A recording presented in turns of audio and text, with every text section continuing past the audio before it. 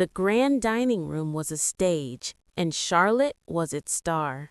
Crystal glimmered under the warm light of the chandelier, and the air was thick with the scent of rosemary and roasted meat. Sarah always felt like an extra in this particular family play. Her simple dress, a stark contrast to her sister's designer silk. The argument had started over something trivial, their father's retirement fund. But with this family, the topic never mattered. It was always about the subtext, the old, festering wounds. "You've never had any ambition, Sarah," Charlotte said, her voice a dismissive sneer. "You wouldn't understand what it takes to build a real future." From the other side of the table, their brother David chuckled into his napkin. Their mother focused intently on cutting a piece of asparagus. Sarah always felt like an extra in this particular family play. Her simple dress, a stark contrast to her sister's designer silk. The argument had started over something trivial, their father's retirement fund. But with this family, the topic never mattered. It was always about the subtext, the old, festering wounds. "You've never had any ambition, Sarah," Charlotte said, her voice a dismissive sneer. "You wouldn't understand what it takes to build a real future." From the other side of the table, their brother David chuckled into his napkin. Their mother focused intently on cutting a piece of asparagus. Sarah had tried to hold her tongue. She really had. But the years of condescension finally boiled over. "And you've never understood that some things are more important than a fat bank account, Charlotte." The slap was swift and sharp, cracking through the polite dinner chatter like a gunshot. Sarah's head snapped to the side, a hot sting spreading across her cheek. Before she could process it, Charlotte was on her feet, hand shoving Sarah's shoulders hard. The delicate chair screeched backward and toppled.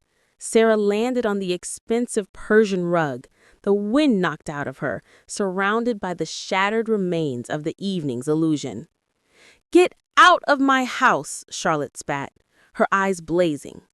"Just get out." From the floor, Sarah looked up at the frozen tableau of her family. David looked amused. Her mother looked mortified but silent.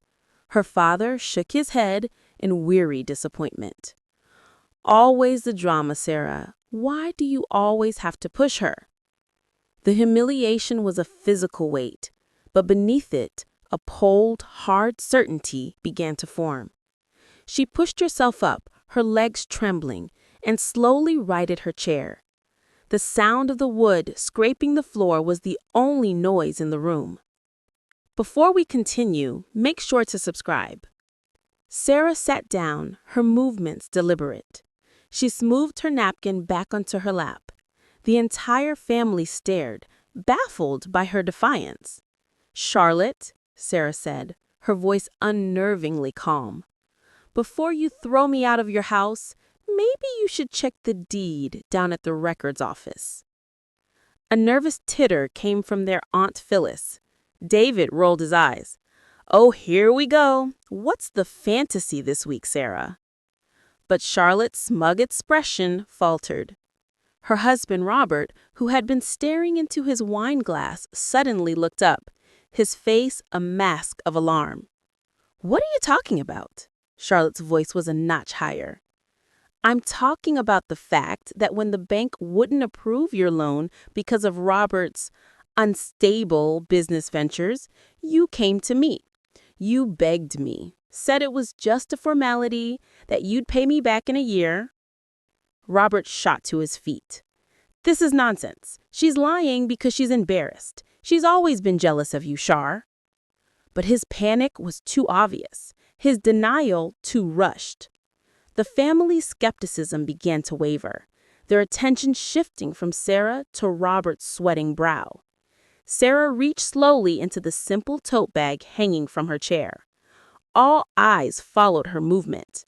She pulled out a single folded sheet of paper and placed it on the pristine white tablecloth. "This is a copy," she said softly. "My signature is right there next to yours, Charlotte. I didn't just co-sign the loan. The title company put my name on the deed as a condition of the agreement, to protect my investment. Charlotte's hand trembled as she reached for the paper. She snatched it, her eyes scanning the lines. Her face, once flush with anger, drained of all color. Her lips moved, but no sound came out. Robert sank back into his chair, burying his face in his hands. His silent surrender was more damning than any document. You had no money," Charlotte whispered, the paper rattling in her grasp. Sarah allowed a small, sad smile. "That's what you all wanted to believe. It was easier for you to think I was a failure. But while you were busy living a lie, I was quietly building something real." The room was utterly still, the truth settling over the dinner table like a shroud. But as Sarah looked at Robert's defeated posture, a chilling realization dawned on her. His secret was out, but his desperation, it hinted at something darker, something far more dangerous still hidden beneath the surface of their perfect family. The silence in the dining room was absolute, broken only by the ragged sound of Charlotte's breathing. She stared at the document in her hand as if it were a venomous snake. This can't be right," she stammered, her voice barely a whisper. She looked from the paper to her husband, Robert, who was still hiding his face. "Robert, tell me she's lying. Tell me this is a forgery." Robert didn't look up. His shoulders slumped in utter defeat. "I'm sorry, Char. We were so far in the hole. The business was failing. The bank wouldn't touch us. It was the only way."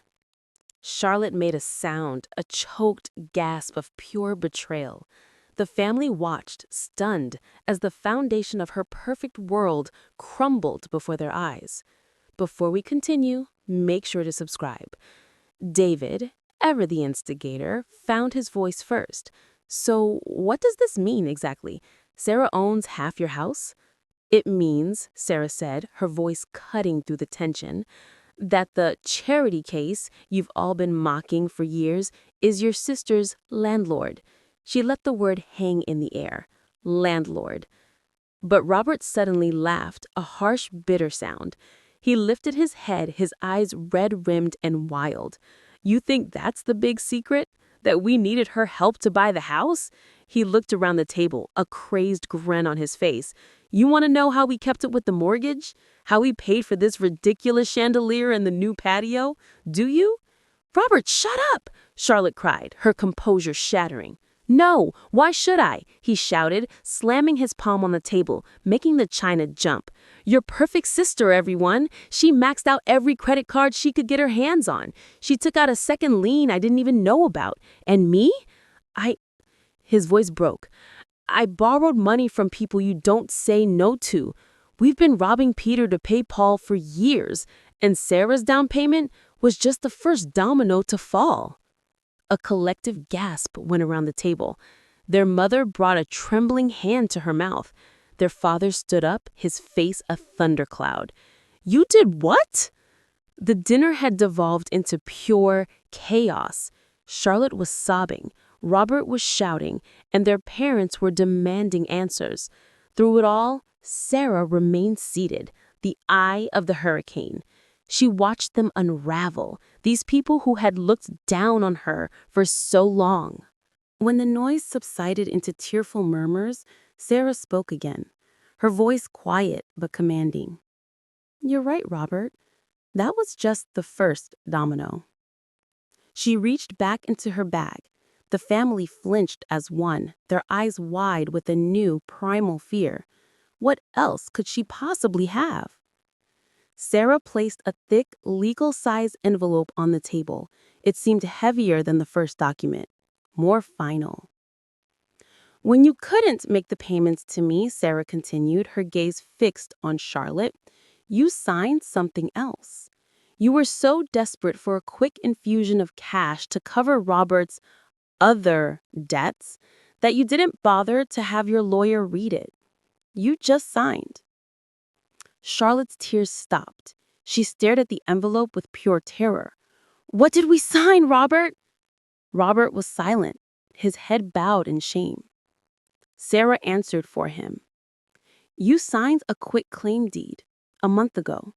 In return for me clearing the second mortgage you took out and settling Robert's other debts, you both legally signed your entire interest in this house over to me.